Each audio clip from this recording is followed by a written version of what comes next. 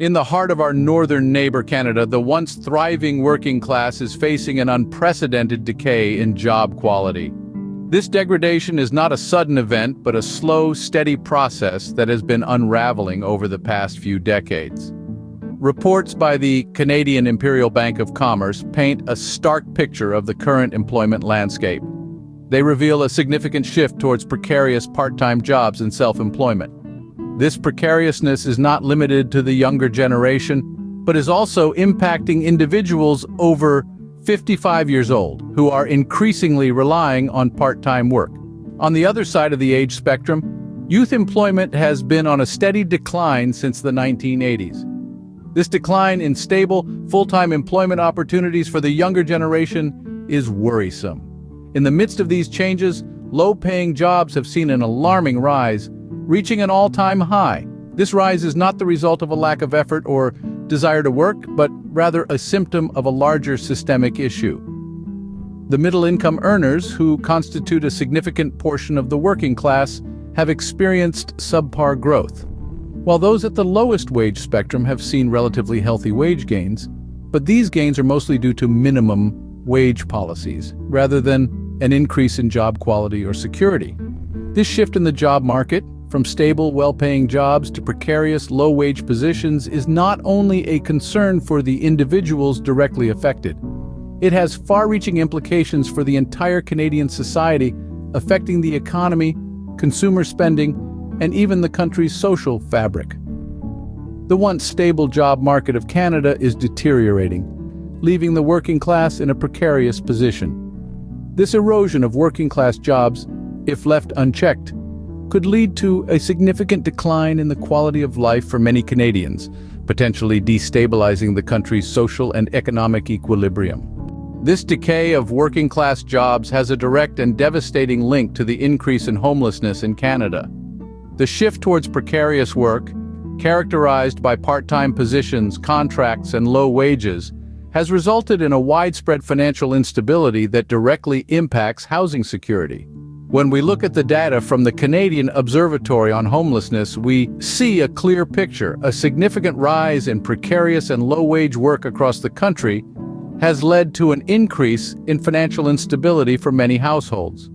This instability, in turn, heightens the risk of homelessness. Moreover, certain groups are disproportionately affected by this shift. Women, minorities, migrant workers, students, and retirees are often the most vulnerable to the effects of precarious employment. They earn up to 29% less than full-time employees and often lack benefits, leading to uncertainty and difficult choices. This situation is not just about individual households, it's about communities. It's about our country. When people can't afford to keep a roof over their heads, it perpetuates a cycle of poverty that is difficult to break and impacts us all. And the future? It's concerning.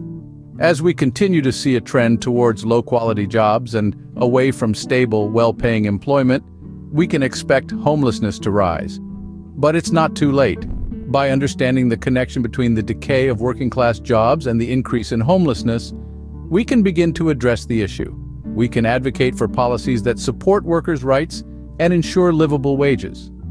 We can push for a shift in focus from productivity to worker well-being. As the job market continues to falter, homelessness is expected to rise, further exacerbating the crisis. But by taking action now, we have a chance to change this trajectory and create a more stable, secure future for all Canadians. The rise in part-time, precarious work is destabilizing Canadians and threatens to lead to an increase in homelessness and financial ruin. The landscape of work in Canada has been shifting dramatically over the past decades. We've seen a significant increase in precarious work, characterized by part-time jobs, contract work, and self-employment. Often these jobs offer low wages and lack benefits, leaving workers in a state of financial instability. According to a survey by the Ontario Federation of Labour, 1/3 of respondents reported experiencing health issues due to insecure work, with stress and anxiety being common outcomes.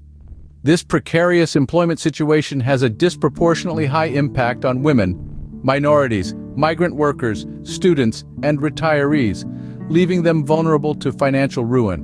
Moreover, A report by McMaster University's Faculty of Social Sciences highlights the negative effects of precarious jobs on individuals, families, and communities. It emphasizes how these jobs impact workers' ability to secure stable lives and better opportunities, thereby contributing to a cycle of poverty and homelessness. In Ontario alone, precarious employment affects 1 in 3 workers, and nationally, the figure stands at 20%. These precarious workers earn up to 29% less than full-time employees, lack benefits, and face uncertainty.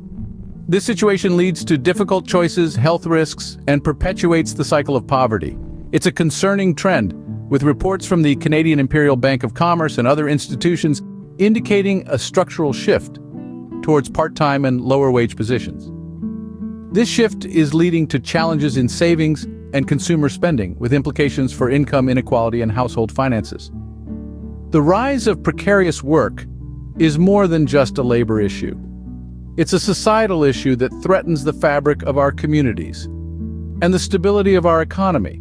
It's a trend that we need to address head-on if we want to prevent an increase in homelessness and financial ruin. Bills aren't part-time or casual, neither should be Canadians' work hours. Looming on the horizon is another threat to the Canadian working class: automation. Now, this isn't just a science fiction scenario. It's a real, tangible threat that's creeping closer every day. A study conducted by the Brookfield Institute for Innovation plus Entrepreneurship at Ryerson University in Toronto painted a worrying picture. They found that over 40% of the Canadian workforce is at high risk of being replaced by technology and computers in the next 2 decades. Yes, you heard that right. Almost half of all jobs in Canada could be automated. But what does this mean for Canadians? Well, it's not just about losing jobs. It's about the potential destabilization of an entire class of workers. Jobs that are at high risk of automation are typically held by workers with lower levels of education and earnings. This means that those who are already struggling financially are the ones who will be hit hardest. Now let's think about what this could mean in the bigger picture. We've already discussed how the rise in part-time, precarious work has contributed to an increase in homelessness and financial instability. If we add the threat of automation into the mix, we could see an even more dramatic increase in these issues. Of course, not all jobs will be lost to automation. Many will be restructured and new jobs will emerge. But the question is, will these new jobs provide stable, full-time employment with a decent wage? Or will they continue the trend of precarious, low-paid work? The younger and older populations in Canada are particularly vulnerable to the impacts of automation. This could lead to an increase in youth homelessness and financial instability for retirees. It's a bleak picture, but it's one we need to face head-on if we're going to find a solution. So, what's the takeaway here? Automation is not just a futuristic concept, it's a present-day threat to the Canadian working class. It's a threat that could exacerbate existing issues of homelessness and financial instability. And it's a threat that we need to start addressing now, before it's too late. Because at the end of the day, the foundation of a thriving working class in Canada is good-paying, stable jobs. Without that, our standard of living will continue to decline and decay. The decay of working-class jobs and the rise in homelessness doesn't just impact the wallet. It strikes at the heart of health, both mental and physical. The precarious nature of work today, characterized by part-time or contract jobs, isn't just a threat to financial stability. It's a threat to our health and well-being. A survey conducted by the Ontario Federation of Labour revealed that 1/3 of respondents experienced health issues due to insecure work. Stress, anxiety, and depression are common outcomes, and it doesn't stop there. The physical toll can be just as damaging, with chronic conditions like heart disease and diabetes often exacerbated by the strain of financial instability. Young people and women are particularly affected by this trend, leading to delays in life milestones like relationships, marriage, and home ownership. It's a cycle that can be hard to break, and the impact is felt not just by individuals, but by families and communities. Homelessness, too, has a devastating impact on health. The Canadian Observatory on Homelessness has highlighted how those experiencing homelessness face significant barriers to formal employment, often leading to precarious work conditions and low wages. This, coupled with the lack of a safe, stable environment, only deepens the health crisis. But it's not just about physical health.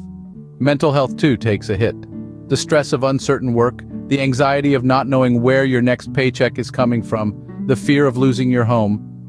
These are all factors that can lead to serious mental health issues, from depression to anxiety disorders and more. We're not just talking about abstract concepts here. These are real people with real lives facing real challenges. And it's a situation that's growing more urgent by the day. Health is wealth, and for many Canadians, both are in danger. The plight of the Canadian working class cannot be ignored. Canadians are facing an erosion of good, full-time, working-class jobs. Instead, we see a rise in precarious part-time work and the looming threat of automation. This isn't just about numbers, percentages, or economic trends. This is about the quality of life. The mental and physical health of Canadians is at stake. Bills aren't part-time, so why should Canadians' work hours be? It's time for us to speak up to engage with this issue. Share your thoughts in the comments below. Do you see this happening in your community? How has it affected you or someone you know? Your voice matters, and while you're at it, click that like button. Share this video with your friends, your family, your co-workers. Let's bring attention to this issue together.